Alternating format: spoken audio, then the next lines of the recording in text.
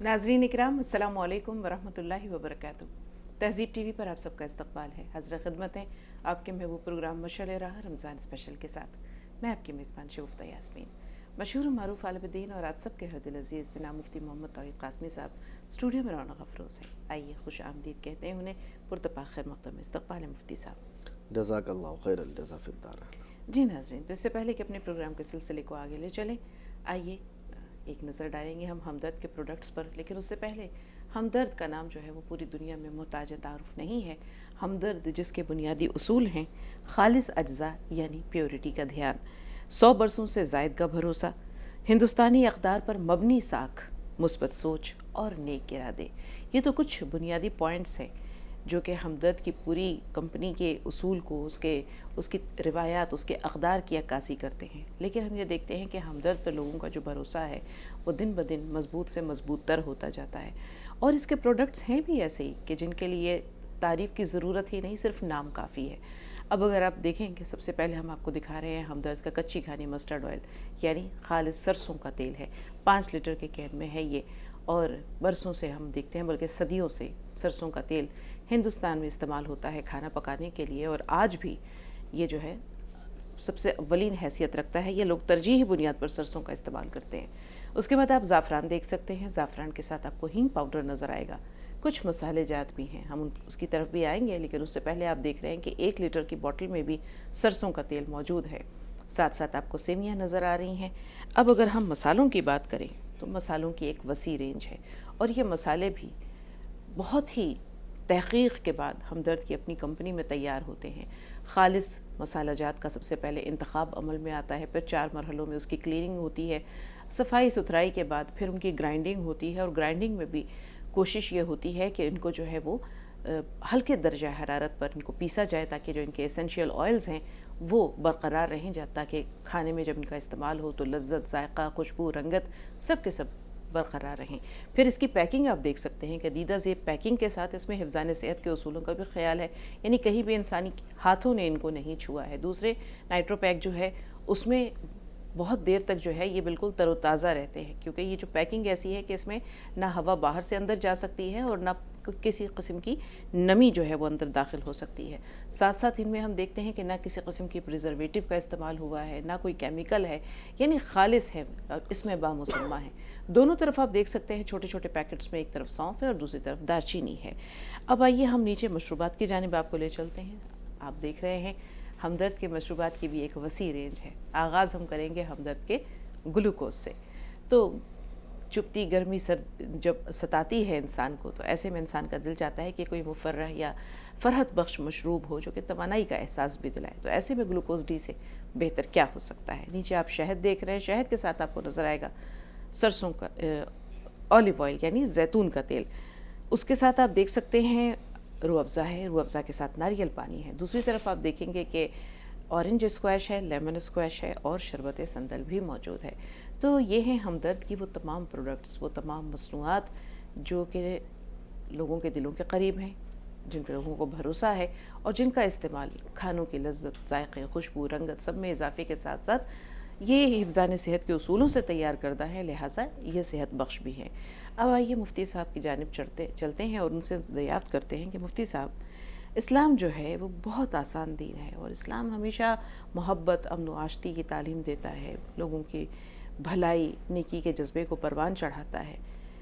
रसूल पाक की पूरी ज़िंदगी हमारे सामने है। किस किस रूप में दुश्मनान दीन ने आपको ईज़ा नहीं पहुँचाई, आप पर जारहाना हमले नहीं किए, आपकी हतक नहीं की, आपके साथ इस्तेहज़ा नहीं किया, आपके ख़िलाफ़ नाज़ेबा कलिमात इस्तेमाल नहीं किए। उसके बावजूद रसूल पाक सल्लल्लाहु अलैहि वसल्लम ने ज़ाती बुनियाद पर कभी किसी को ना बुरा भला कहा, ना किसी के लिए बद्दुआ की, ना कोई इंतकाम लिया, ना दस्त दराज़ी की, ना कभी तलवार उठाई, सिवाय एक मौके के।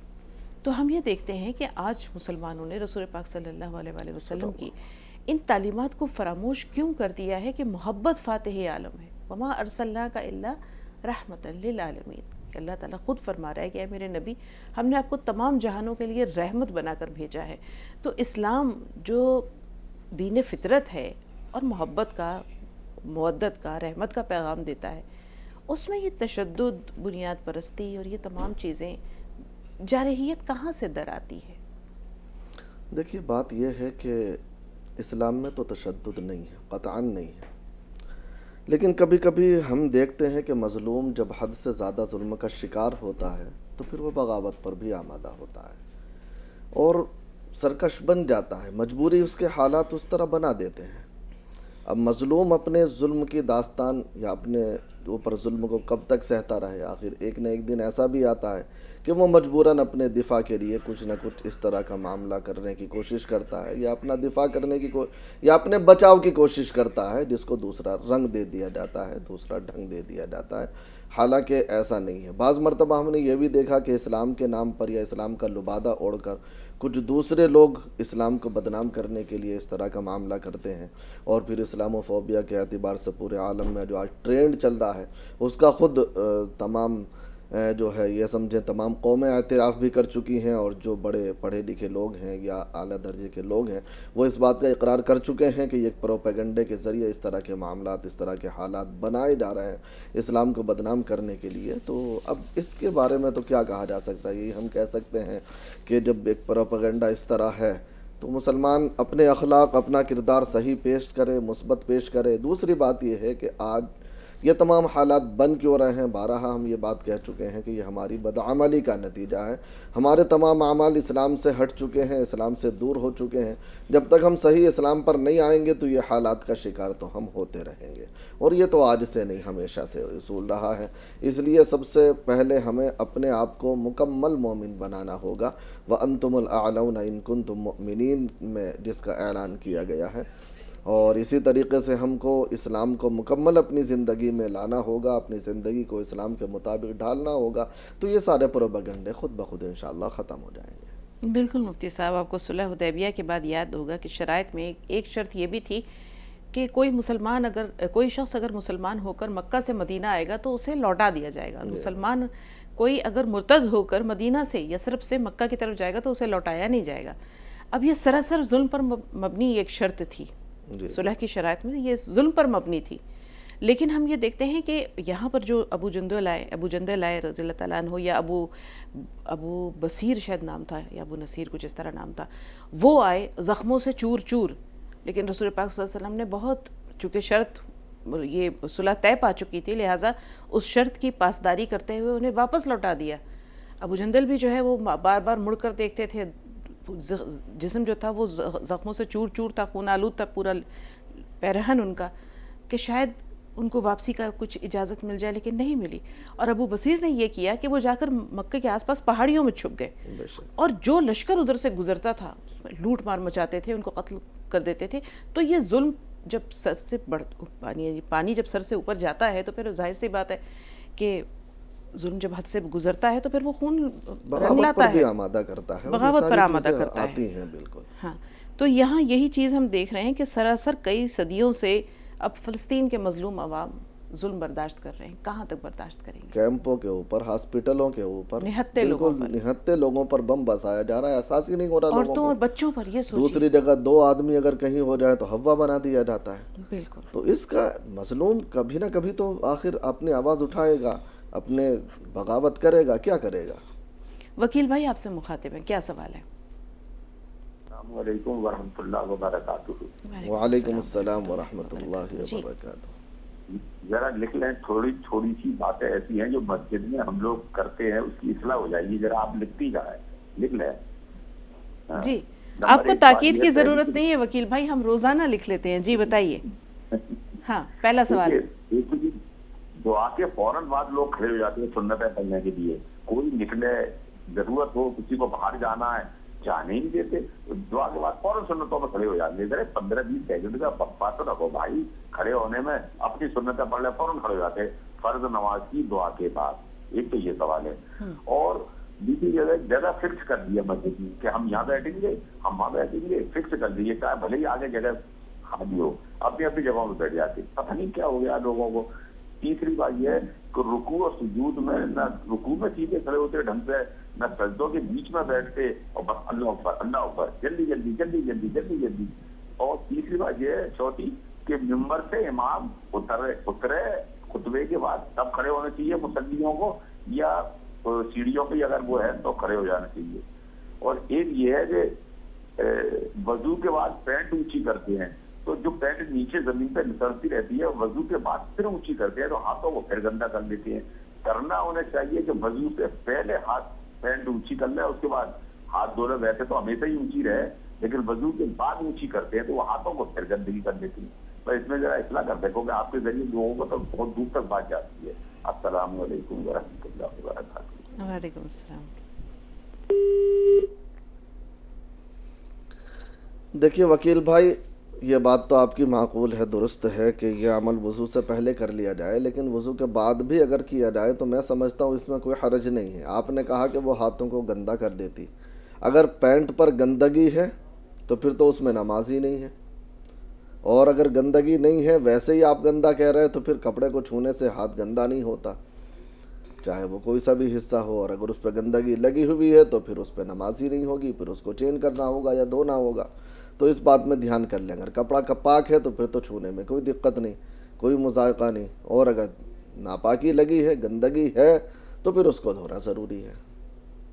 جی, ممبر امام سے جب نیچے اترے تو مصلی کب کھڑے ہوں؟ دیکھیے جب امام مصلی پر پہنچے اس وقت مقتدی کھڑے ہوں, یہی بہتر ہے. رکوع اور سجود جلد بازی میں کرنا نہیں کرنا چاہیے, بالکل. اعتدال شرط ہے, اور اعتدال یہ ہے کہ ہر رکن کے اندر آدمی اتنی دیر ٹھہرے کہ اس کے تمام اعضاء پرسکون ہو جائیں, یا کم سے کم 3 تسبیح کی مقدار ٹھہرے ہر رکن میں. تو اتنا واجب ہے, اور اگر یہ واجب ادا نہیں ہوگا تو نماز ادا نہیں ہوگی. جگہ فکس کر لینا مسجد میں. جگہ کوئی کسی کے باپ کی نہیں ہے, مسجد اللہ کا گھر ہے, اللہ کا جو ہے سب کچھ ہے, اس کے اندر کوئی اپنا فکس کر کے رکھے, یہ درست نہیں ہے. جو پہلے آئے گا پہلے پائے گا, جو پہلے آئے گا وہ آگے بیٹھے گا, جو لیٹ آئے گا وہ پیچھے بیٹھے گا. ہاں البتہ مؤذن اگر اپنا مصلی بچھا لیتا ہے, امام کے لیے مخصوص جگہ ہوتی ہے, وہ ایک الگ بات ہے. باقی لوگوں کے لیے اس طرح سے متعین کر کے رکھ لینا جگہ وہ مناسب نہیں ہے. جہاں بلکہ نبی کریم صلی اللہ علیہ وسلم کی تعلیم تو یہی ہے کہ امام کے جتنا قریب ہوگا اتنا زیادہ ثواب ملے گا. پہلے اول صف کو پر کیا جائے, جب وہ پر ہو جائے پھر دوسری صف, پھر تیسری. ایسا نہیں کہ تیسری میں پہلے ہی بیٹھ جائیں جا کر کے, اور ابھی آگے لوگ پہنچے نہیں ہیں تو کاندھوں کو پھلانگ کر جائیں گے, مجبوری ہوگی. تو یہ عمل درست نہیں ہے, اس لیے صفوں کی ترتیب کے حساب سے پر کرتے جائیں. نماز کے فوراً بعد سنتیں پڑھنے کھڑے ہو جاتے ہیں. اب دیکھیے نماز کے فوراً بعد سنتیں پڑھنے میں تو کوئی مذائقہ نہیں, کوئی حرج نہیں, لیکن جہاں تک یہ ہے کہ کسی کو اگر تقاضا ہے یا کوئی اس طرح کا معاملہ ہے تو دعا کوئی فرض یا واجب نہیں ہے. سلام پھیرنے کے بعد امام کا اور مقتدیوں کا تعلق ختم ہو جاتا ہے تو وہ سلام پھیر کے نکل سکتا ہے. اگر اسے یہ ہے کہ بھئی سنتیں پڑھیں گے لوگ, بڑے مجمع میں آپ کس کس کو روکیں گے, اور کب تک لوگ روئیں گے؟ جیسے آپ کو تقاضا ہے انہیں بھی تقاضا ہے, بھائی انہیں بھی تقاضا ہے, تو وہ سنتیں پڑھنے کی جلدی اسی لیے کرتے ہیں کہ سنتیں پڑھ کر کے وہ چلے جائیں. تو اتنے بڑے مجمع میں لوگ سنتیں پڑھنے کا معمول جب ہے ہی تو وہ پڑھیں گے ہی. تو اس لیے یہ ہے کہ اگر ایسا موقع ہو, کسی کو جلدی ہو, تو وہ دعا سے پہلے نکل جائے سلام پھیرنے کے بعد, تاکہ اسے یہ دقت نہ ہو بعد میں. فیاض بھائی آپ بتائیں آپ کا سوال کیا ہے؟ السلام علیکم. وعلیکم السلام. وعلیکم السلام ورحمۃ اللہ. میرا ایک شکایت ہے آپ لوگوں سے کہ میں عموماً ایک ہی سوال کرتا ہوں, اور جب کبھی میں 2 سوال کرتا ہوں تو میرا دوسرا سوال پوچھا ہی نہیں جاتا. کل بھی میرا 2 سوال تھا, پہلا سوال پوچھا گیا, دوسرا سوال پوچھا ہی نہیں گیا, اور اب دوسرا سوال مجھے یاد ہی نہیں آ رہا ہے. فیاض بھائی عموماً ہم آپ کے کئی سوال لیتے ہیں, آپ ہیں, عتیق بھائی ہیں, فرزانہ صاحبہ ہیں, وکیل صاحب ہیں, ان کے پاس ماشاءاللہ ملٹیپل کوسچنز ہوتے ہیں, یعنی ایک سے زائد ہوتے ہیں, اور کوشش ہوتی ہے سوال لیں. اب کسی وجہ سے آپ کی لائن اگر ڈسکنیکٹ ہو گئی. نہیں, دوسرا سوال جیسے میں بولتا ہوں کہ میرا 2 سوال ہے, تو ہمیشہ تو میں ایک ہی کرتا ہوں, مگر کبھی کبھی 2 سوال رہتا ہے تو دوسرا سوال پوچھا ہی نہیں جاتا کہ آپ کا دوسرا سوال کیا ہے. چلے کوئی بات نہیں, جب بھی ہوا, جس پروگرام میں بھی ہوا, آپ دل چھوٹا نہ کریں. آج آپ کے جتنے سوال ہیں آپ بتائیے, آئندہ آپ کو انشاءاللہ شکایت کا موقع نہیں ملے گا. جی بتائیے کیا کہنا چاہ رہے ہیں. میرا ایک سوال ہے کہ ابھی تو رمضان کا مہینہ چل رہا ہے, مگر میرا کوشچن حج سے ریلیٹڈ ہے کہ آج کل ہم لوگ کے اکاؤنٹ میں جو پیسہ رہتا ہے تو اس میں انٹرسٹ کا پیسہ مل ہی جاتا ہے, تو پھر حج میں جائیں تو حج میں تو انٹرسٹ کا پیسہ سے نہیں جانا چاہیے, تو پھر کیسے جائے آدمی حج میں؟ آپ کے اکاؤنٹ اسٹیٹمنٹ میں یہ تمام باتیں ہوتی ہیں کہ کون سا پیسہ کب آیا اور کس مد میں آیا, اس میں انٹرسٹ کہاں پر آیا, کتنا اس پہ انٹرسٹ لگا, یہ بھی درج ہوتا ہے. تو اکاؤنٹ اسٹیٹمنٹ آپ اپنا نہیں نکلواتے؟ نہیں, اکاؤنٹ اسٹیٹمنٹ تو نکالتے ہیں, مگر جو حج کے لیے جانا. نہیں بھائی, آپ میری بات نہیں سمجھے. آپ یہ دیکھیے, کسی بھی چیز کے لیے تو وہ انٹرسٹ جائز نہیں ہے. اب باقی تو مفتی صاحب بتائیں گے. جی مفتی صاحب. بھائی حج کے لیے جانے میں کیا دقت ہے؟ آج آپ حج کو اس سے جوڑ کیوں رہے ہیں؟ سب سے پہلی بات, اگر بینک میں پیسہ رکھا ہے تو وہ چاہے حج کے لیے رکھا ہو چاہے غیر حج کے لیے رکھا ہو, اس کا تو حکم یہ ہے کہ جو انٹرسٹ کا پیسہ ہے اسے نکال کر کے بغیر ثواب کی نیت کے صدقہ کر دیا جائے, اور باقی جو اس کا اپنا پیسہ ہے وہ حلال ہے, پاکیزہ ہے, طیب ہے, اس سے حج کرے گا. حج وہ تو نارمل آپ زندگی میں استعمال کریں, سود کا پیسہ یا حج کے لیے استعمال کریں, وہ جائز ہوگا ہی نہیں. لیکن آپ یہ کہیں کہ بھائی حج کا پیسہ وہاں رکھنا درست نہیں ہے, تو ایسا تو نہیں ہے بھائی. آدمی اپنے پاس زیادہ رکھ بھی نہیں سکتا, قانون بھی اس طرح کا ہے, اور کچھ اس طرح کی باتیں ہیں. تو بہرحال بینک میں تو آدمی پیسہ رکھے گا تو اپنا اسٹیٹمنٹ نکلوا کے جو بھی سود کا پیسہ اس کے اندر آیا ہے, ہر سال یا 6 مہینے میں, 2 مہینے میں, ہر مہینے جیسا موقع ہو, جتنا بھی پیسہ سود کا ملا کر آیا ہے اس تمام کو بغیر ثواب کی نیت کے غریبوں پر صدقہ کر دیا جائے. بس یہ عمل مستقل آپ رکھیں تو باقی پیسے میں کوئی دقت ہی نہیں ہے. بالکل. اب دیکھیں فیاض بھائی, آپ کی شکایت کا ازالہ فوراً ہو گیا. آپ عموماً گفتگو کا آغاز کرتے ہیں, میرا ایک سوال ہے, تو اب اس سے ہمیں یہ خیال ہوتا ہے کہ آپ کا ایک ہی سوال ہے. آپ شروع میں اگر یہ بتا دیں کہ میرے 2 سوال ہیں, میرے 3 سوال ہیں, تو آپ کی کال جو ہے وہ ڈسکنیکٹ نہ کی جائے. آپ کا پہلا سوال سننے کے بعد ہم فوری طور پر جواب کے لیے نہیں بڑھیں. تو آپ شروع میں بتا دیا کیجئے کہ میرے 2 سوال ہیں. اب آپ گفتگو کا آغاز کرتے ہیں کہ میرا ایک سوال ہے, اس سے ہمیں لگتا ہے کہ ایک ہی سوال ہے. تو دل چھوٹا نہ کریں, اگر اور بھی کوئی سوال ہے تو پھر آپ کال کریں, ہم ضرور اٹھائیں گے. جی اقصی صاحبہ بتائیں کیا سوال ہے آپ کا؟ بہن سوال بتائیے. السلام علیکم. وعلیکم السلام. وعلیکم السلام ورحمۃ اللہ. اور آپ سب کیسے ہیں؟ شکر ہے اللہ کا. باجی آپ سے ملنے کا بہت دل کرتا ہمارا. ہم تو روز ملتے ہیں آپ کو. جی بتائیے. میرا ایک سوال ہے. ہاں. اگر آدمی کے پینٹ یا پاجامہ سے ٹخنوں سے نیچے ہے تو اس کے لیے اسے کیا کرنا چاہیے؟ اسے موڑنا چاہیے یا اسے ایسے ہی چھوڑنا چاہیے؟ ذرا بس آج میرا ایک ہی سوال ہے. بس مرد کی بات ہے نا, مرد کی بات ہو. دیکھیے, مرد کا پاجامہ, تہمد, لنگی یا کوئی بھی چیز جو اوپر سے پہنا ہوا ہے, جبہ وغیرہ, ٹخنوں سے نیچے نہیں ہونا چاہیے. ٹخنوں تک حد ہے, آخر ٹخنوں سے نیچے ہے تو وہ بالکل ناجائز و حرام ہے, اور نبی کریم صلی اللہ علیہ وسلم نے اسے مستقل گناہ قرار دیا. جب تک وہ لٹکا رہے گا گناہ مستقل اس کے سر چڑھتا رہے گا, تو اس لیے نیچے نہیں رکھنا چاہیے. اولاً تو کپڑے ایسے سلوانے ہی نہیں چاہیے جو ٹخنوں کے نیچے ہوں, یا جب ہم ریڈی میڈ خرید رہا ہوں تو پہلے ہی ایسے کپڑے خریدیں جو ٹخنوں سے اوپر ہوں یا ٹخنوں تک ہوں. ٹخنوں تک کی اجازت ہے, لیکن ٹخنوں سے نیچے نہیں جانے چاہیے. اور اگر کوئی اس طرح کا کپڑا آ بھی گیا تو پھر اس کی موڑ لینا چاہیے. یہ صرف نماز میں موڑتے ہیں, نماز میں ہی نہیں ہے, یہ تو مستقلاً نماز میں ہو یا غیر نماز میں ٹخنوں سے نیچے رکھنا مرد کے لیے بالکل حرام ہے. مفتی صاحب ایک چھوٹا سا سوال اور ہے. عموماً خواتین گھر میں جب اکیلی ہوتی ہیں, تنہا ہوتی ہیں اور کچھ کام کر رہی ہوتی ہیں, کبھی کبھی کپڑوں کی دھلائی میں یا کچھ اور ایسے کام جس میں پانی ہو استعمال, تو وہ اپنے پائچے جو ہوتے ہیں وہ تھوڑا اونچے کر لیتی ہیں.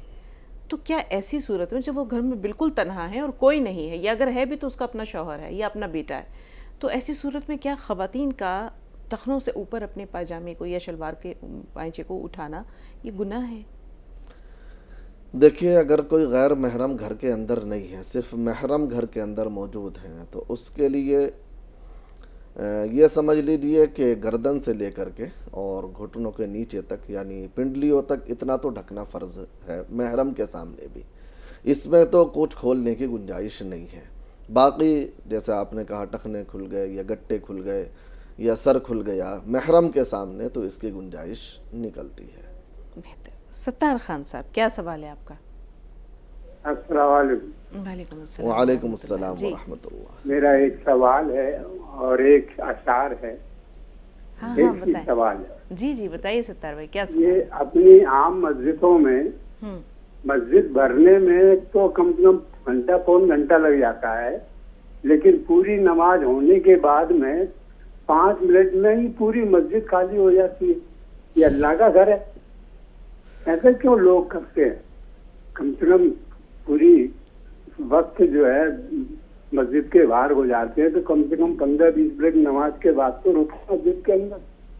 تاکہ اللہ تعالیٰ بھی سوچے بندے میرے نماز کے بعد بھی رکتے ہیں، ایسا کیوں؟ ٹھیک ہے ستار بھائی جی. اب آپ نے کہا ایک شعر بھی ہے, جی بتائیے.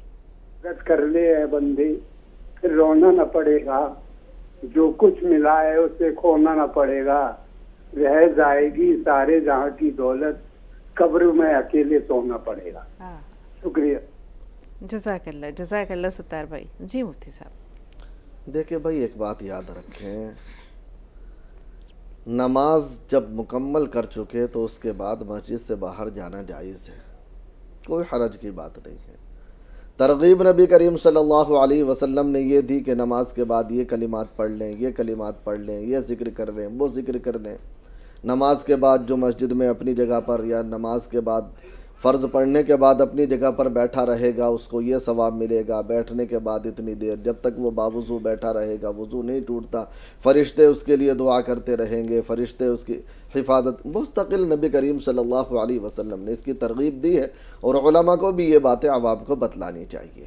لیکن اس میں یہ مستحب والا عمل ہے, فرض یا واجب والا عمل نہیں ہے کہ جس پر ہم تنقید کر سکیں. اگر کوئی فرض پڑھ کے فوراً نکل جاتا ہے تو اس کے لیے جائز ہے, وہ گنہگار نہیں ہے, اور جب گنہگار نہیں ہے تو ہمیں اس کچھ کہنے کا حق بھی نہیں ہے. ترغیب تو دینا ہے, اسے بتلانا ہے کہ بھائی اس کے زیادہ فضائل ہیں اور بیٹھو گے تو اس میں یہ فائدہ ہے, لیکن اگر جا رہا ہے تو کوئی اس کی بات نہیں ہے. اس کو تنقید کا اشارہ نہ بنائے. ہر آدمی کی اپنی ضرورتیں ہیں, اپنے حالات ہیں, اپنا سب کچھ ہے. اور اللہ تبارک و تعالیٰ نے بھی قرآن کریم کے اندر فرما دیا, اگرچہ وہ جمعے کے تعلق سے ہے, فَإِذَا قُضِيَتِ الصَّلَاةُ فَانْتَشِرُوا فِي الْأَرْضِ, جب نماز پوری کر چکو, نماز ادا کر چکو تو زمین میں پھیل جاؤ. وَابْتَغُوا مِنْ فَضْلِ اللَّهِ, اور اللہ کا رزق تلاش کرو. نماز پڑھ لی, اس کے بعد زمین میں اپنا رزق تلاش کریں, محنت کریں, کوئی دقت کی بات نہیں ہے. تو ان چھوٹی چھوٹی باتوں کو زیادہ وہ نہ کریں. ہاں البتہ امام کی یا جو ذمہ داران ہیں ان کی ذمہ داری ہے, لیکن وہ لوگوں کو احساس دلائیں, کیونکہ نبی کریم صلی اللہ علیہ وسلم کی بہت ساری حدیثیں ہیں. مسجد سے جلدی نکلنے والوں کے لیے بھی جو عبرت کی باتیں ہیں, یا مسجد میں بیٹھنے والوں کے لیے جو فضیلت کی باتیں ہیں, یہ بارہا ان کے سامنے آتی رہنی چاہیے. لیکن اگر پھر بھی کوئی جا رہا ہے تو بس جانے دیں, اسے زیادہ وہ نہ بنائیں. سیما صاحب آپ بتائیے کیا سوال ہے آپ کا. ہلو باجی. جی السلام علیکم. وعلیکم السلام. وعلیکم السلام. آواز سے بولی, مجھے آپ سے لوگوں سے مل کے بہت خوشی ہوئی آج. اللہ آپ کو خوش رکھے. جی بتائیے سوال کیا ہے آپ کا. میں بہت دن سے پریشان ہوں آپ سے بات کرنے کے لیے. جی بتائیے سوال کیا ہے آپ کا.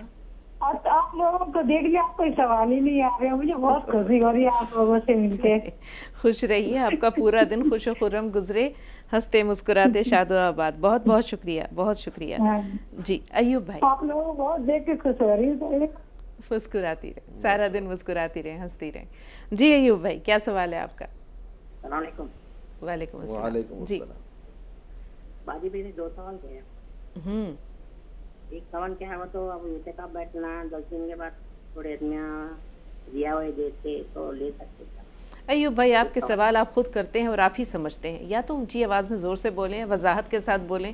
کیا کہا, ہمیں کچھ سمجھ نہیں آیا. وہ اعتکاف اپن بیٹھتے نا مسجد میں, ہاں تو 10 دن کے بعد ہدیہ دیتے رکھ لو بولے تو لے سکتے کیا. ہدیہ دیتے, اچھا ٹھیک ہے. دوسرا سوال کیا ہے, وہ یہ زکوٰۃ کے اندر کھیت پوڑی کا, دھان کا, جواری کا اور گاڑی موٹر کا نکالنا مجھے بتا رہے ہیں, تو وہ بھی نکال سکتے کیا اپن زکوٰۃ کے اندر. جی مفتی صاحب. دیکھیے بھائی زکوٰۃ فصل کی الگ ہے, اور جو یہ سالانہ ایک سال میں جو مال کی زکوٰۃ ہے میں 12 گنوا چکا ہوں. اس میں 4 چیزیں ہیں, سونا, چاندی, نقدی, مال تجارت. یہ 4 چیزیں ہیں, سونا, چاندی, نقدی, مال تجارت. ان چاروں چیزوں پر زکوٰۃ ہے. یہ سال میں ایک بار 2.5% کے حساب سے. باقی جو غلے کی زکوٰۃ ہے وہ پیداوار کے حساب سے ہے, گھر کے حساب سے نہیں ہے. پیداوار جتنی ہوئی ہے کھیت میں اس کے حساب سے 10واں یا 20واں حصہ ہوگا. پھر جانوروں کی زکوٰۃ کا الگ مسئلہ ہے, دیگر چیزوں کی زکوٰۃ کا الگ مسئلہ ہے. لیکن یہ 2.5% والی جو زکوٰۃ ہوتی ہے یہ ان 4 ہی اموال میں ہے. ان 4 کے علاوہ کسی 5ویں چیز میں نہیں ہے. استعمال کی گاڑیاں ہیں, استعمال کے دیگر سامان ہیں, گھر کے برتن ہیں یا اور چیزیں ہیں, ان تمام چیزوں پر زکوٰۃ نہیں. رہنے کا گھر ہے اس پر زکوٰۃ نہیں. اسی طریقے سے آدمی کرائے پر گاڑی چلاتا ہے، کرائے پر مکان چلاتا ہے، اس پر زکوٰۃ نہیں ہے۔ زکوٰۃ ان 4 ہی چیزوں پر ہے: سونا، چاندی، نقدی، اور ہر وہ چیز جس کو بیچنے کی نیت سے خریدا گیا ہو، کوئی بھی چیز ہو، یہ مال تجارت کہلاتا ہے۔ بس ان 4 چیزوں پر زکوٰۃ ہے۔ اعتکاف مکمل ہونے پہ لوگ ہدیہ پیش کرتے ہیں۔ دیکھیں، اعتکاف معاوضے کے ساتھ کرنا یہ تو درست نہیں ہے۔ اعتکاف کے لیے معاوضہ طے کرنا یا پہلے سے اس طرح کا معاملہ کرنا یہ تو جائز و درست نہیں ہے۔ اگر اپنے طور سے کوئی کسی طریقے کا ہدیہ دے رہا ہے تو ہدیے میں تو کوئی مذائقہ نہیں ہے، لیکن بہت سی جگہ ہم نے دیکھا کہ فطرہ وغیرہ بھی دیتے ہیں، تو یہ جائز و درست نہیں ہے۔ ہدیے میں کوئی مذائقہ نہیں، کوئی کسی کو بھی دے سکتا ہے۔ اگر معتکف کو دے رہا تو اس میں بھی لینے میں کوئی دقت نہیں ہے۔ جی عتیق بھائی، خوش آمدید، بتائیے کیا سوال ہے؟ ایسا لگتا ہے کہ عتیق بھائی سے رابطہ نہیں رہا۔ ہمیں سن پا رہے ہیں عتیق بھائی؟ جی السلام علیکم۔ وعلیکم السلام۔ وعلیکم السلام ورحمۃ اللہ۔ جی مفتی صاحب سے ہمارے 2-3 سوال ہیں۔ جی پہلا سوال تو مفتی صاحب یہ ہے، ابھی پچھلی بھی ہم نے کیا تھا لیکن وقت کم ہوا تھا، جواب ہو نہیں پایا تھا۔ لیکن مفتی صاحب بہت لوگ آتے ہیں جو اس کے لیے زکوٰۃ کے لیے مدرسے والے لوگ آتے ہیں، تو اس میں کچھ تو ایسے ہوتے ہیں جو مدرسے کا یا سوسائٹی کا اکاؤنٹ ہے، کمیٹی کا اکاؤنٹ ہے، اس کے نام سے لیتے ہیں، اور کچھ ایسے ہیں جو اپنے انڈیویجول نام پہ لیتے ہیں چیک وغیرہ۔ تو اس میں کیا ہے، جو لوگ انڈیویجول نام سے لیتے ہیں کیوں لیتے ہیں؟ مطلب مدرسے کے نام جو سوسائٹی کے نام اگر ہے تو وہ کیوں نہیں لیتے ہیں؟ ان کو دینا کیسا ہے، ٹھیک ہے یا نہیں ٹھیک ہے، جو اپنے پرسنل نمبر پر چیک مانگتے ہیں؟ پہلا سوال صاحب یہ ہو گیا۔ اور دوسرا صاحب یہ ہو گیا کہ اگر مان لیجیے کوئی آدمی کہیں نماز پڑھنے جا رہا ہے اور راستے میں خدا نہ خواستہ کوئی ایکسیڈنٹ، حادثہ ہو گیا، کوئی گر پڑا، یہ ہوا، تو کچھ لوگ ایسے ہیں وہ کہتے ہیں نہیں ہم اپنی نماز جماعت سے نہیں چھوڑیں گے، جب لوٹ کے آئیں گے تب ہم اس کو دیکھیں گے۔ تو اس میں کیا بہتر ہے؟ کوئی آدمی گر گیا، اس کے چوٹ لگی، تو ہم 10 منٹ رک کے اس کو پہلے ٹھیک کریں تب نماز پڑھنے جائیں، اور یا ہم نماز میں جائیں پھر جب لوٹیں تب اس کو ہم دیکھیں؟ یہ مسئلہ مجھ سے بتائیے گا۔ کئی بار لوگ کہہ چکے ہیں کہ نہیں ہم صاحب نماز دیکھیں گے۔ اور تیسرا سوال؟ تیسرا یہ مفتی صاحب، کل ایک صاحب بتا رہے تھے کہ انہوں نے جیسے آج کل اماموں کو بہت قلیل تنخواہ دیتے ہیں، اس سے ہم بہت متاثر رہتے ہیں کہ بڑا غلط کام ہے۔ تو کسی سے امام صاحب سے کہا کہ آپ ذرا سے قرات زور سے کیا کریے نماز میں، پیچھے آواز نہیں آتی ہے۔ تو امام صاحب نے کہا کہ 6,000 تنخواہ میں اتنی ہی آواز آئے گی، 20,000 اگر تنخواہ دیجیے تو آواز پیچھے تک جائے گی۔ تو ان کی تنزیہ بات تھی، ہم کو بہت اچھی لگی، دل کو لگی۔ جو واقعی لوگ ان کے بارے میں سوچتے نہیں ہیں، نقص نکالتے ہیں کہ آپ کی آواز ایسی ہے ویسی ہے، یہ ہے۔ تو یہ لوگ مفتی صاحب کچھ گناہ ان پہ پڑے گا یا نہیں پڑے گا؟ ٹھیک جی ناظرین، تو اس سے پہلے کہ رمضان کو اس کی جانب بڑھے، ایک نظر ہمدرد کے پروڈکٹس پہ ڈالتے ہیں۔ اور اس سے پہلے ہمدرد جس کے بارے میں نام ہی کافی ہے، اپنے اعتبار کے نام کے اعتبار سے، اپنی ساکھ کے اعتبار سے، اپنی معتبریت کے اعتبار سے، ہمدرد جس کے کہ بنیادی اصول ہیں، اگر ہم دیکھیں تو موٹے موٹے سے اصول ہیں، لیکن یہی وہ مضبوط ستون ہے جن پہ ہمدرد کی پوری ساکھ جو ہے وہ قائم دائم اور برقرار ہے۔ تو ہمدرد کے بنیادی اصول میں سب سے پہلے آتا ہے پیورٹی، یعنی خالص اجزاء، پیورٹی کا خیال، پیورٹی کا دھیان۔ دوسرا ہے 100 برسوں سے زائد کا بھروسہ، یعنی لوگوں کے دلوں میں اتنا بھروسہ ہے، اتنا اعتماد ہے، اتنا یقین ہے ہمدرد کے پروڈکٹس کے تئیں کہ یہ خالص ہیں، کسی قسم کی ملاوٹ سے پاک ہیں، اور یہ حفظان صحت کے اصولوں پر پورے کھرے اترتے ہیں۔ تیسرا ہندوستانی اقدار پر مبنی ساکھ۔ چوتھا جو ہے، چوتھا پلر یا چوتھا اصول کہیے کہ مثبت سوچ کے ساتھ نیک ارادے۔ یہ ہمدرد کی پہچان ہے، یہ ہمدرد کی شناخت ہے، اور یہی ہمدرد کا سارا اثاثہ ہے۔ آئیے اب ہم نظر ڈالتے ہیں ہمدرد کے پروڈکٹس پر۔ ہمدرد کا کچی گھانی سرسوں کا تیل، یہ سرسوں کا تیل آپ دیکھ رہے ہیں 5 لیٹر کے کین میں۔ اس کے ساتھ ساتھ آپ کو زعفران بھی نظر آ رہا ہے۔ زعفران کے ساتھ آپ دیکھ سکتے ہیں ہینگ پاؤڈر۔ ہینگ پاؤڈر کے ساتھ کچھ مسالے جات ہیں، لیکن اس کے ساتھ آپ دیکھ رہے ہیں کہ 1 لیٹر کی بوٹل میں بھی جو ہے یہ ہمدرد کا کچی گھانی مسٹرڈ آئل موجود ہے۔ ساتھ ساتھ آپ کو سیویاں نظر آ رہی ہیں، اور دونوں جانب آپ دیکھ رہے ہیں سونف اور دار چینی۔ اب اگر ہم بات کریں ہمدرد کے مسالے جات کی، تو ہمدرد کے جو مسالے جات ہیں یہ اپنے نام کے مطابق بالکل خالص ہیں، کھرے ہیں، اور حفظان صحت کے اصولوں پر بالکل پورے اترتے ہیں، کسی قسم کی ملاوٹ سے پاک ہیں، ان میں کوئی پریزرویٹو نہیں ہے، اور ایک ان کی رینج پر اگر ہم بات کریں تو قورمے سے شروع ہوتے ہیں اور یہ ٹکا مسالہ تک تقریباً 9 مسالے جات ہیں۔ آئیے اب ہم مشروبات کی جانب بڑھتے ہیں۔ ہمدرد کا آپ گلوکوز ڈی دیکھ سکتے ہیں، گلوکوز ڈی کے ساتھ آپ نیچے شہد دیکھ رہے ہیں۔ شہد رسول پاک صلی اللہ علیہ وسلم کی مرغوب غذاؤں میں سے ایک ہے۔ رسول اللہ صلی اللہ علیہ وسلم کو شہد بہت پسند تھا، اور اس میں جو ہے وہ شفا ہے۔ خود سورہ نحل یعنی شہد کی مکھی کے نام سے قرآن پاک میں ایک سورہ موجود ہے، اور اس میں اللہ تعالیٰ نے بتایا ہے کہ کس طرح یہ مکھیاں پھولوں کا رس چوستی ہیں، اور اس کے بعد ان کے پیٹ سے ایک ایسا مادہ نکلتا ہے جس میں لوگوں کے لیے شفا ہے، اور یہ مادہ اور کچھ نہیں ہے، شہد ہے۔ لیکن آج بازار میں ہم دیکھتے ہیں کہ شہد کے نام پہ دھوکہ دھڑی ہوتی ہے، جعلی نقلی شہد، ملاوٹی شہد ہیں، لیکن ہمارا جو ہمدرد کا آپ کو یہاں ہنی نظر آ رہا ہے یہ بالکل خالص ہے اور 100% پیور ہے۔ اس کے ساتھ آپ دیکھ سکتے ہیں اولیو آئل ہے، اولیو آئل کے ساتھ آپ کو روح افزا نظر آ رہا ہے۔ روح افزا کے لیے تو کیا کہیں، یہ تو لوگوں کا بہت چہیتا، بہت دلارا پیارا مشروب ہے، اور رمضان اور روح افزا کا تو چولی دامن کا ساتھ ہے۔ ساتھ میں آپ ناریل پانی دیکھ رہے ہیں، دوسری جانب آپ کو دکھائی دے رہا ہے اورنج اسکویش، لیمن اسکویش اور شربت سندل۔ تو آئیے اب ہم دیکھتے ہیں رمضان کوئز۔ تو رمضان کوئز جلدی سے نوٹ کر لیں۔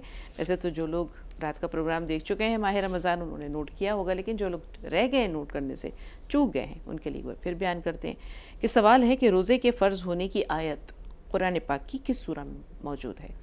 روزے کی فرض ہونے کی آیت قرآن پاک کی کس سورہ میں موجود ہے؟ آپشن اے ہے سورہ یاسین، آپشن بی ہے سورہ بقرہ، اور آپشن سی ہے سورہ حج۔ نمبر تو تقریباً اب آپ کو ازبر ہو گئے ہوں گے، 10 دنوں سے ہم روز دہراتے ہیں۔ نمبر ہے 9289568993۔ تو جلدی سے درست جواب کا انتخاب کریں اور اس نمبر پر آپ ارسال کر دیں۔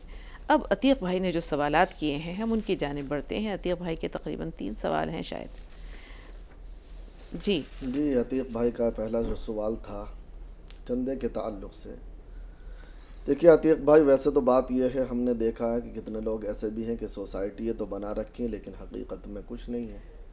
کتنے لوگ ایسے ہیں کہ واقعی ادارہ چل رہا ہے اور مضبوط ادارہ ہے لیکن اکاؤنٹ نہیں ہے۔ حالانکہ اس وقت حکومت کے جس طرح حالات ہیں، ہر مدرسے کا یا ہر ادارے کا اکاؤنٹ ہونا چاہیے، اس میں کوتاہی ہے، لیکن یہ ہم نے دیکھا ہے کہ وہ پیسہ صحیح جگہ پر لگتا ہے جا کر کے۔ تو اس لیے میں تو یہی کہوں گا کہ آپ کسی بھی ادارے کو دیں تو پہلے تحقیق کر لیں کہ واقعتاً وہ ادارہ اس لائق ہے کہ اس کو زکوٰۃ دی جا سکتی ہے یا نہیں، اس کو صدقات دیے جا سکتے ہیں یا نہیں، اس کی تحقیق ضروری ہے۔ اب ہر آدمی تو جا کر کے وہاں تحقیق نہیں کر سکتا، تو اس کے لیے ایک آسان سا طریقہ یہ بھی ہے، اور تقریباً تمام علاقوں میں اس طرح کی تنظیمیں یا اس طرح کی جمعیتیں ہیں کہ ان کا جائزہ لے کر کے یا وہاں کے حالات معلوم کر کے پھر تصدیقات دیتی ہیں کہ واقعی یہ ادارہ اس لائق ہے۔ تو ہر آدمی اگر وہاں جا کر کے تحقیق نہیں کر سکتا تو پھر ان اداروں کی تصدیقات پر دیکھے کہ واقعی تصدیقات اس کے پاس ہیں اور صحیح ہیں، اگر ہیں تو پھر ان کو دے دے، اللہ کا نام لے کر آپ کی زکوٰۃ ادا ہو جائے گی انشاءاللہ تعالی۔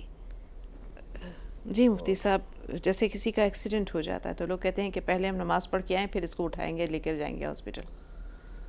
بھائی دیکھیے، کسی کی جان بچانا فرض ہے، اگر اس طرح کے حالات ہوں تو پہلے اسے دیکھنا چاہیے، لیکن ایسا بھی نہیں کہ چند آدمی اس کو اٹھا کر کے لے جا رہا ہے اور باقی صرف تماشائی بنے ہوئے ہیں۔ تماشائی بننے کی تو اجازت نہیں ہے، اس کے لیے تو نماز مقدم ہے، لیکن اٹھانے کے لیے یا اس کی خبر گیری کے لیے، اس کو لے جانے کے لیے ان کے ذمہ بنتا ہے کہ پہلے یہ کام کریں، نماز کو مؤخر کر دیں، جماعت کے بعد نماز پڑھ لیں، تو پہلے ان کا خیال رکھا جائے۔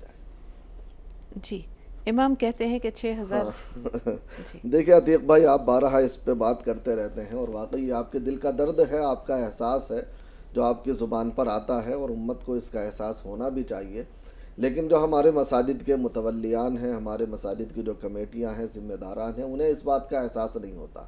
ہم نے دیکھا مسجد کے اوپر لاکھوں کے بجٹ ہوتے ہیں اور وہ کچھ نہیں تو بس خواہ کا توڑ پھوڑ لگا کر کے پیسہ فضول خرچ کرتے رہتے ہیں، ضرورت نہیں ہوتی اس کے باوجود بھی ادھر سے توڑ کر کے ادھر بنا دیا، ادھر سے ادھر بنا دیا، یہ ٹائلز اچھی نہیں لگ رہی دوسری لگا دی، ان چیزوں پہ لگانے کے لیے ان کے یہاں ہے، لیکن امام مؤذن اور خادم کو دینے کے لیے نہیں ہوتا، ان کو مجبور محض بنا کر کے رکھتے ہیں۔ تو یہ بہت بڑا المیہ ہے اور اللہ کے یہاں اس کی پکڑ بھی ہوگی, پوچھ بھی ہوگی. اور میں سمجھتا ہوں کہ ہمارے اوپر جو حالات آ رہے ہیں ان کی ایک وجہ یہ بھی ہے کہ ہم نے اماموں کو غلام بنا دیا. دوسری ایک اہم بات عتیق بھائی یہ بھی ہے کہ آج اماموں کو مجبور کر رکھا ہے, محصور کر رکھا ہے, مجبور کی بجائے میں محصور کہوں گا کہ آپ امامت کریں گے تو ساتھ میں کوئی کاروبار نہیں کر سکتے, آپ ساتھ میں کوئی دکان نہیں چلا سکتے, ساتھ میں کوئی کام نہیں کر سکتے. یہ پابندی اس طرح لگا دی گئی ہے. اب ائمہ صرف اس لیے امامت کرتے ہیں, بہت ساروں کو ہم نے دیکھا کہ اگر ہم نہیں کریں گے تو پھر نااہل کریں گے, اور نااہل پھر اور بھی زیادہ جو ہے نقصان کریں گے دین کا, اس لیے مجبوراً کرتے ہیں. تو یہ بہت بڑا المیہ ہے, نہ خود تنخواہ دینا چاہتے ہیں, نہ اگر وہ کچھ اور کاروبار کرنا چاہیں ساتھ میں اس کی اجازت دیتے ہیں, بالکل محصور کر کے رکھتے ہیں. تو یہ سراسر ظلم ہے دین کے ساتھ بھی اور دین والوں کے ساتھ بھی. تو اس کا وبال تو دنیا میں بھی ہم بھگت رہے اور آخرت میں بھی یہ کمیٹی والے اور ذمہ داران بھگتیں گے. مفتی صاحب, یہ آپ نے بھی جو ذکر کیا کہ مسجد میں جو خادم حضرات ہوتے ہیں, کیا اگر وہ مستحق ہیں, جیسے اگر امام کو 6,000 روپے دیے جا رہے ہیں تو شاید ان کو 2,000 دیے جا رہے ہوں گے, بہت قلیل تنخواہ ہوگی جو کہ ان کی ضروریات کے لیے ناکافی ہے. تو ایسی صورت میں زکوٰۃ, یا اگر ان کے پاس کچھ نہیں ہے, وہ واقعی مستحق ہیں, تو انہیں زکوٰۃ یا نفلی صدقات دیے جا سکتے ہیں؟ ہاں, ہر ایک کو تو نہیں, لیکن اگر مستحق ہیں تو مستحق میں جیسے اور مستحق ہیں ایسے یہ بھی استحقاق میں شامل ہے, اور ان کو بھی دیے جا سکتے ہیں جیسے دیگر لوگوں کو دیے جا سکتے ہیں. لیکن پہلے تحقیق شرط ہے کہ واقعی وہ مستحق ہیں یا نہیں. جی, نازیہ صاحب آپ سے مخاطب ہے. زہرہ صاحبہ تھوڑا سا انتظار. جی السلام علیکم. وعلیکم السلام. وعلیکم السلام.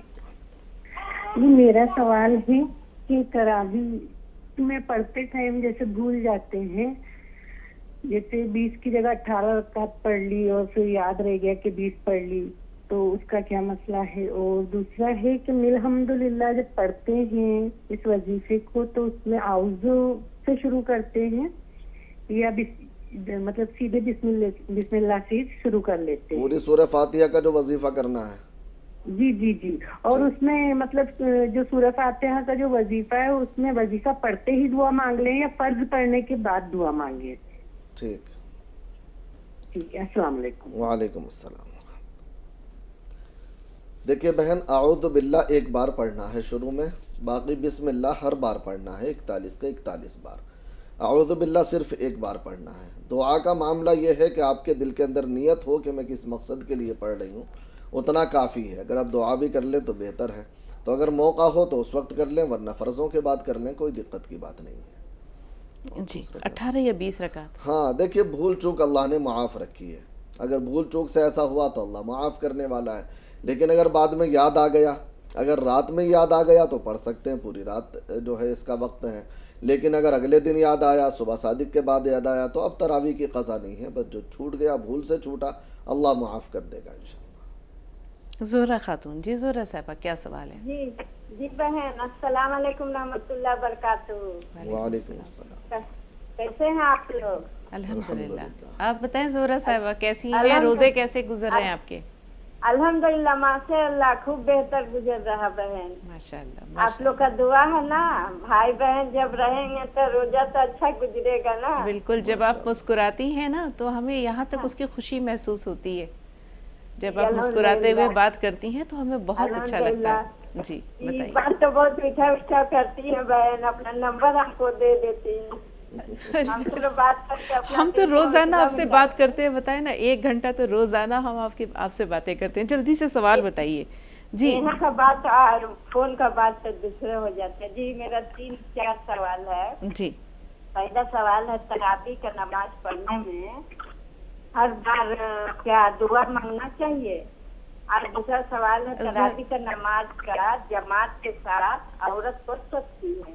اور تیسرا سوال ہے, جو نماز جو ہو جاتا ہے, فجر کا اذان ہو جاتا ہے, اس کا بعد ہم صلاۃ و تسبیح کا نماز یا صلاۃ و حاجت کا نماز, صلاۃ و توبہ کا نماز ہم پڑھ سکتے ہیں فجر کا نماز کا فجر کے بعد؟ جی ہاں ہاں, اذان کا بعد میں. جی جی جی.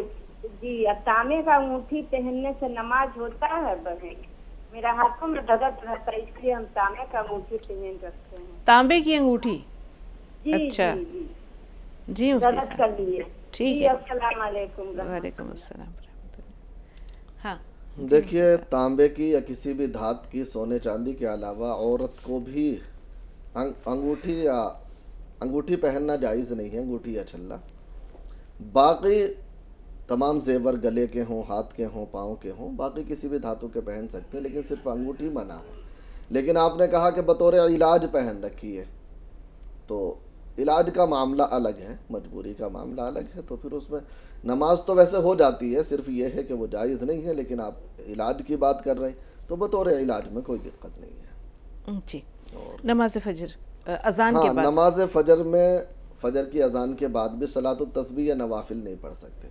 اس وقت تو صرف 2 سنتیں جو فجر کی ہیں وہ پڑھیں گے، باقی قرآن کی تلاوت وغیرہ کر لیں اگر آپ کو لمبا وقت مل رہا ہے تو. باقی اور نمازوں میں تو پڑھ سکتے ہیں، لیکن فجر میں اور عصر کے بعد نہیں پڑھ سکتے نفل. جی.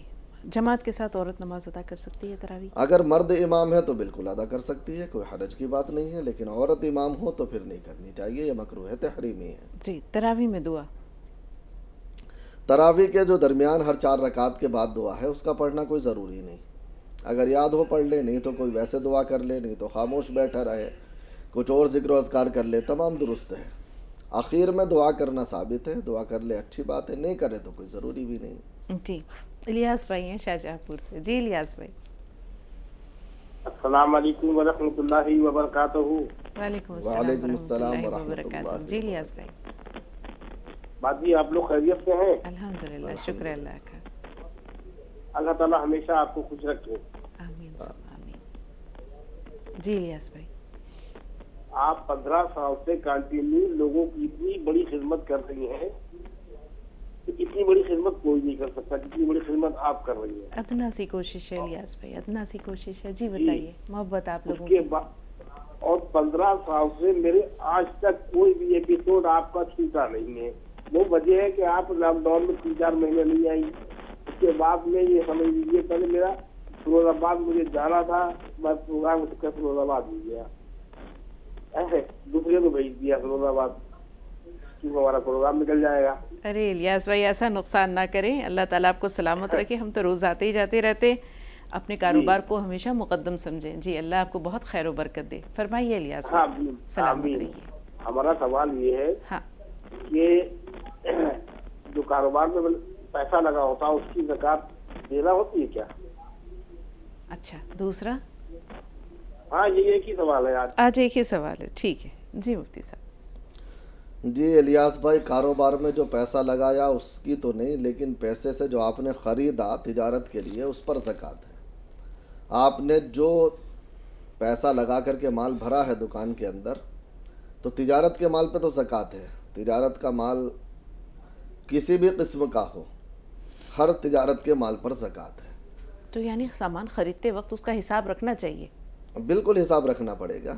اور اس میں بھی اصل یہ ہے کہ موجودہ جو قیمت ہے اسی کا اعتبار ہوگا. آپ نے کس ریٹ میں خریدا تھا، اب ریٹ بڑھ گئے تو اب جو قیمت ہے اس کا حساب رکھنا پڑے گا. اس لیے اس کے لیے یہ ہے کہ تاریخ تو فکس ہونی ہی چاہیے زکوٰۃ کی. اس تاریخ میں تھوڑا ٹائم نکال کر کے اپنی پوری دکان کے مال کا حساب لگانا چاہیے کہ میرے پاس کتنا مال ہے. دکان ہو، فیکٹری ہو، کوئی اور چیز ہو، اور اس کا پورا حساب لگا کر کے پھر 2.5% نکالنا چاہیے. ہنا کوثر، کیا سوال ہے ہنا صاحبہ؟ ہلو السلام علیکم. وعلیکم السلام وعلیکم ورحمۃ اللہ. السلام. جی خیریت؟ جی الحمدللہ خیریت. جی جی دیدی میرے بچے بہت ضدی ہیں، میں ان کو کتنا سمجھے تو بھی نہیں سمجھتے ہیں، کیا کرنا ہو جائے؟ نہیں ان کی کوئی غلطی نہیں ہے. آپ یہ بتائیں ان کی عمر کیا ہے؟ ان کی عمر ایک 10 سال کا ہے، ایک 7 سال کا ہے. ایک 10 کا ہے، دوسرا 7 کا. ایک 7 سال کا ہے. 7 کا ہے. اب آپ سنیے مفتی صاحب کی رہنمائی یا مفتی صاحب کی نصیحت. جی مفتی صاحب. دیکھیے اصل تو تربیت کا معاملہ ہوتا ہے بہن. شروع میں ہم خود بچوں کو ضدی بنا لیتے ہیں لاڈ پیار میں، پھر بعد میں پریشان ہوتے ہیں. تو اس کو تھوڑا سا بچوں کو میں بارہا اس بات کو کہتا ہوں کہ 8 سال کا 10 سال کے بچے تک بھی، بلکہ 12 سال کے بچے تک بھی اگر کسی وجہ سے وہ ضدی بن بھی گیا ہے تو اس کی ضدیں ختم کرنا کوئی مشکل نہیں ہے، یا اسے صحیح راہ پر لانا کوئی مشکل نہیں ہے. تھوڑی سی توجہ کی ضرورت ہے، اور توجہ میں یہ ہے کہ بچے کی جو پسندیدہ چیزیں ہیں یا بچے جنہیں خاص طور پر اچھا اور اسے نقصان دہ نہیں ہے ان کے لیے کچھ شرطیں لگا دیں کہ بھائی یہ کام کرو گے تو تمہیں یہ چیز ملے گی، یہ ہوگا تو تمہیں یہ ہوگا. اور اگر اس طرح بھی نہ ہو تو بچے کی جو ایکٹیویٹی ہے اس کو دیکھیں، جو اچھی چیزیں ہیں ان کو خوب شاباشی دیں، ان کی خوب حوصلہ افزائی کریں، ان کی تعریف کریں کہ بیٹا تم نے یہ کام بہت اچھا کیا ہے. اور اگر جو ان کی غلط ایکٹیویٹی ہیں، غلط معاملات ہیں، ان پر تنبیہ کریں. اور تنبیہ یہ نہیں کہ بہت زیادہ آپ وہ کریں، لیکن انہیں احساس دلا دیں کہ یہ چیز اچھی نہیں ہے، یہ گندی چیز ہے، یہ بری چیز ہے، یہ غلط ہے. بس اتنا سا کام آپ کر لیں، مجھے امید ہے انشاءاللہ تعالی بہت کچھ بدل جائے گا. باقی دعا کے طور پر آپ سورہ فاتحہ 41 مرتبہ پڑھ کر کسی چیز پر دم کر کے پلایا کریں، اللہ بہتر کرے گا انشاءاللہ. شبانہ ہے پانی پت سے. جی شبانہ صاحبہ کیا سوال ہے؟ السلام علیکم. وعلیکم السلام ورحمۃ اللہ. جی ہمارے 3 سوال. پہلا سوال بیٹی کو سر میں درد ہے، وہ کب نہیں سورانی، کرناٹک سے بات کر رہی ہے. اچھا. دوسرا ڈاکٹر کے پاس بتائے کہ ابھی نہیں کر، سر میں درد کم ہو رہا نہیں کرے. دوسرا سوال، ہمارے شوہر بات کو 8 دن بات کرنا سنبھالتے. کیا کرتے ہیں؟ کیا کچھ بھی نہیں، کون سی بات کو ناراض ہو جاتے. 8 دن کم سے کم بات ہی نہیں کرتے. وہ بہت بری بات ہے. سن رہے ہیں وہ؟ ہاں سن رہے ہیں. وہ پروگرام دیکھ رہے ہیں؟ ہاں دیکھ رہے ہیں. ٹھیک ہے بٹھائے رکھیے گا، بات کریں گے بھائی آپ سے. جی تیسرا سوال. ہاں ہاں کریں گے بات. پہلے آپ تیسرا سوال بتائیے. تیسرا سوال، بڑی بیٹی کو وہ بھی بات ہی لیتی نہیں، ماں باپ کی. بڑی بیٹی کیا؟ وہ بڑی بیٹی اور ماں باپ کی بات ہی لینی تھی. وہ پڑھ بولے تو بھی پڑھتی نہیں، لکھ بولے تو بھی لکھتی تھی. کہاں نہیں مانتی. اب ذرا فون اپنے شوہر کو دیجیے. ہاں دیتے. ہاں جی بھائی السلام علیکم. وعلیکم السلام. اب بھائی آپ کی اہلیہ آپ کی شکایت لگا رہی ہیں کہ آپ بات نہیں کرتے، ان سے 8-8 10 دن ہو جاتے ہیں. کیا بات ہے ایسی؟ کیا بات ہے؟ کیوں نہیں بات کرتے؟ نہیں بات کرتے ہو. نہیں وہ تو دیکھیے ابھی کہہ رہی ہیں 8-10 دن تک وہ آپ سے، آپ کی ناراضگی ان کو برداشت نہیں ہوتی ہے. ہمارے بات سنتے نہیں. اچھا ابھی آپ بہن خاموش رہیے، بھائی کو بولنے دیجیے. جی وہ آپ کا کہاں نہیں مانتی ہیں، آپ کی بات نہیں سنتی، یہی نا؟ ہاں ہمارے اس کا چلنا بولتے ہیں. اچھا وہ کہتی ہے کہ میری بات مانو. ہاں اچھا ٹھیک ہے. یہ دیکھیے سننے بات سے فتوی آئے رہتے ہیں، وہ سب سنتے سمجھتے نہیں. ہماری بات ہی چلنا کہتے ہیں. اچھا ٹھیک ہے. اب آپ دونوں باتیں سنیے مفتی صاحب کی. جی مفتی صاحب.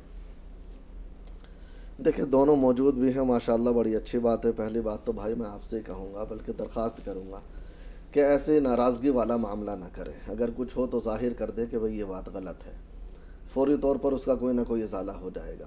دیکھیے ایک بات یاد رکھیے کہ کوئی بھی عورت اپنے ماں باپ کو چھوڑ کر، بھائی بہن کو چھوڑ کر، سب کچھ قربان کر کے آپ کے پاس آتی ہے، اور اگر شوہر سے محبت نہ ملے تو اس کے لیے بڑا پریشانی کا معاملہ بنتا ہے. اور اس طرح ناراضگی، اگر آپ کی ناراضگی کو وہ فیل کر رہی ہے تو یہ ان کی محبت کی بات ہے. ورنہ تو ہم نے دیکھا کہ بہت سی عورتیں ہوتی ہیں ناراض ہیں تو ہونے دو، انہیں احساس نہیں ہوتا، وہ اس کی پرواہ نہیں کرتی. لیکن وہ پرواہ کر رہی ہیں تو اس کا مطلب یہ ہے کہ وہ آپ سے محبت کرتی ہیں، آپ کی ناراضگی کا انہیں احساس ہے. تو یہ بھی قدر کرنی چاہیے آپ کو. اور آپ یہ سوچیں کہ ان کی جگہ اگر آپ ہوتے تو آپ کے ساتھ یہ معاملہ ہوتا تو آپ کیا کرتے. ان تمام چیزوں پر غور کر کے سب کو چھوڑ کر کے آپ کے پاس آئی ہیں. آپ کے معاملہ ایسا ہے کہ اگر آپ بھی خبر نہیں رکھیں گے اور آپ اس طرح بار بار ہوتے رہیں گے. ایک چیز اور میں بتا دوں، ہاں یہاں مجھے یاد آ گئی، میں نے 12 تجربہ لوگوں کا سنا ہے، دیکھا ہے کہ جب ایک ہی عمل بار بار دہرایا جاتا اس کی قدر خود بخود ختم ہو جاتی ہے. اس لیے بہتر یہی ہے کہ کوئی غلطیاں ہیں تو ان پر تنبیہ کر دی جائے، صاف طور پر ان کا اظہار کر دیا جائے. اس طرح بار بار ناراض نہ ہوا جائے، یہ اچھی چیز نہیں ہے. باقی یہ ہے کہ اگر کچھ ناگواری بھی ہے اس کو برداشت کریں گے تو اللہ اس پر بھی اجر دے گا انشاءاللہ تعالی. باقی بہن آپ کا معاملہ جہاں تک ہے، میں ایک بات کہوں گا. دیکھیے اللہ تبارک و تعالیٰ نے الرجال قوامون علی النساء، اللہ تبارک و تعالیٰ نے مرد کو گھر کا حاکم، نگراں اور ذمہ دار بنایا ہے. اور ذمہ دار کا مشورہ یا ذمہ دار کا حکم اہم ہوتا ہے. اور عورت کے لیے تو اللہ کے نبی صلی اللہ علیہ وسلم نے فرمایا کہ اگر میں اللہ کے بعد کسی کو سجدے کا حکم دیتا تو شوہر کے لیے دیتا کہ بیوی شوہر کو سجدہ کرے. اس سے اونچا مقام کیا ہوگا؟ تو اس لیے شوہر کی بات کو نہیں ٹھکرانا چاہیے، نہیں رد کرنا چاہیے. اپنی بات شوہر کی بات سے اونچی نہیں، بلکہ شوہر کی بات مان کے چلنے میں فائدہ ہے. تھوڑا سا اپنے آپ کو اس بارے میں وہ کریں. آپ شوہر کی بات مانیں، بچے آپ کی بات بھی مانیں گے انشاءاللہ. تعالیٰ. بالکل, اور وہ آپ سے محبت بھی کریں گے, آپ کی شکایت دور ہو جائے گی. باقی دو سوال ہم اسے تھوڑی دیر کے لیے مؤخر کرتے ہیں, وہ انشاءاللہ سپہر کو 3 سے 4 جو پروگرام آتا ہے ہمارا احکام رمضان, اس کے لیے ہم نے سنبھال کے اور نوٹ کر کے رکھا ہے, اور اسی بہانے آپ دونوں یہ پروگرام دیکھیں گے بھی, بہت ساری باتیں آپ سے اور بھی کریں گے. فی الحال ایک بار ہمدرد کے پروڈکٹس کی جانب بڑھتے ہیں, پھر وقت دعا ہو جائے گا. ہمدرد کے پروڈکٹس جیسا کہ آپ دیکھ رہے ہیں سرسوں کے تیل سے شروعات کرتے ہیں, آپ کے سامنے 5 لیٹر کے کین میں ہے. اس کے بعد آپ دیکھ رہے ہیں کہ زعفران ہے, اس کے بعد ہینگ ہے, مسالے جات کی ایک طویل رینج ہے, 9 مسالے جات یہاں موجود ہیں. تیل کے ساتھ آپ سیویاں بھی دیکھ رہے ہیں. وقت چونکہ کم ہے لہٰذا سیدھے اب ہم مشروبات کی جانب آ رہے ہیں. گرمیوں کا موسم ہے اور ایسے میں پانی کے علاوہ بھی اور بہت سی چیزوں کی خواہش ہوتی ہے, تو ایک وسیع رینج ہے مشروبات کی. گلوکوز کے ساتھ شہد ہے, اس طرح آپ دیکھ سکتے ہیں اولیو آئل ہے, ہمدرد کا روح افزا ہے, ناریل پانی ہے, اور دوسری جانب آپ دیکھ سکتے ہیں اورنج اسکواش کے ساتھ لیمن اسکواش ہے, اور شربت سندل کہہ رہے ہیں کہ ہم بھی تو ہیں. تو یہ تمام شربت آپ کے سامنے موجود ہیں, ان کا استعمال کریں اور ان کے ذائقے سے لطف اٹھائیں. باقی آپ کا سوال ہم نے ہمدرد تک پہنچا دیا ہے کہ یہ کس طرح ملیں گے, کیا یہ آن لائن دستیاب ہیں, ان کے آؤٹ لیٹس ہیں, ان کی فرنچائزی ہے. دیکھیے جواب کب تک ہم تک آتا ہے, پہنچتا ہے, اور اس کے بعد ہم آپ تک پہنچائیں گے کہ کس طرح آپ ان تک رسائی حاصل کر سکتے ہیں, ان تک پہنچ سکتے ہیں, خرید سکتے ہیں. جی مفتی صاحب, وقت دعا ہے. الحمد لله حمدا كثيرا طيبا مباركا فيه, الحمد لله كله والشكر لله كله, الحمد لله جميعا, الحمد لله على كل حال. اللهم صل على محمد وعلى آل محمد كما صليت على إبراهيم وعلى آل إبراهيم إنك حميد مجيد. اللهم بارك على محمد وعلى آل محمد كما باركت على إبراهيم وعلى آل إبراهيم إنك حميد مجيد. ربنا آتنا في الدنيا حسنة وفي الآخرة حسنة وقنا عذاب النار. رب اغفر لي ولوالدي وللمؤمنين يوم يقوم الحساب. رب ارحمهما كما ربياني صغيرا. لا إله إلا أنت سبحانك إني كنت من الظالمين. یا اللہ ہم سب کے صغیرہ کبیرہ تمام گناہوں کو معاف فرما. یا اللہ ہم تمام کی تمام خطاؤں سے درگزر فرما. یا اللہ ہم سب کی مغفرت فرما کر جنت الفردوس میں داخل فرما. یا اللہ جہنم سے ہماری حفاظت فرما. یا اللہ جن جن کالروں نے ہم سے دعاؤں کے لیے کہا ہے یا لکھا ہے یا جن کا ہمارے اوپر حق ہے, ان تمام کے حق میں ہماری دعا کو قبول فرما. یا اللہ جو بیمار ہیں ان کو شفاء کاملہ عاجلہ عطا فرما. جو بے روزگار ہیں ان کو حلال روزی عطا فرما. جو بے نکاح ہیں ان کے نکاح کو آسان فرما. جو بے اولاد ہیں ان کو اولاد عطا فرما. جو ناجائز مقدمات میں گھرے ہیں یا جیلوں کے اندر بند ہیں ان تمام کو رہائی اور خلاصی عطا فرما. یا اللہ تمام عالم کے اندر امن و امان, خیر و سکون عطا فرما. خصوصاً فلسطین میں امن و امان عطا فرما. یا اللہ فلسطینیوں کی مدد فرما. یا اللہ ان کے ساتھ خیر کا اور مدد کا معاملہ فرما. ان کے لیے رزق کے اسباب مہیا فرما, پانی کے اسباب مہیا فرما. جو رکاوٹیں ہیں یا جو حکومتیں رکاوٹ بنی ہوئی ہیں یا اللہ تو ان تمام کو دور فرما. یا اللہ جو ظالم ہیں یا ظالمین ہیں ان تمام کو ہدایت عطا فرما. ہدایت مقدر نہ ہو تو ان کو نیست و نابود فرما. یا اللہ اس دنیا سے ان کو فنا فرما. یا اللہ بیت المقدس کو آزاد فرما. یا اللہ اس کی حفاظت فرما. حرمین شریفین کی حفاظت فرما. تمام عالم کی مساجد, مدارس, مراکز, خانقاہوں کی حفاظت فرما. یا اللہ جو بچے یتیم ہو گئے یا مسکین ہو گئے یا اللہ ان کی کفالت فرما. یا اللہ تمام عالم کے اندر ہر طرح کے ظلم و ستم سے تمام امت کو محفوظ فرما. یا اللہ محض اپنے فضل و کرم سے پیارے نبی صلی اللہ علیہ وسلم کے صدقے اور طفیل میں ہماری اس دعا کو قبول و منظور فرما. سبحان ربک رب العزت عما یصفون وسلام علی المرسلین والحمد للہ رب. جزاک اللہ مفتی صاحب, بہت بہت شکریہ تشریف آوری کے لیے, ناظرین کی رہنمائی کے لیے. ناظرین آپ کے بھی شکر گزار ہیں. یقین جانے کہ 1 گھنٹہ کیسے گزرتا ہے پتہ ہی نہیں چلتا. ایسا لگتا ہے کہ ابھی تو بات شروع ہوئی تھی, ابھی تو ملاقات ہوئی تھی اور اتنی جلدی یہ اختتام کو پہنچی. لیکن سپہر 3 سے 4 ہم پھر ہوں گے آپ کے ساتھ, تو آپ دیکھنا نہ بھولیں احکام رمضان. اسی طرح رات کو 10 سے 11 آپ دیکھتے ہیں ماہ رمضان. تو تینوں پروگرام آپ کے لیے ہیں, آپ سے ہیں. اجازت دیجیے, پھر ملیں گے انشاءاللہ. السلام علیکم ورحمۃ اللہ وبرکاتہ.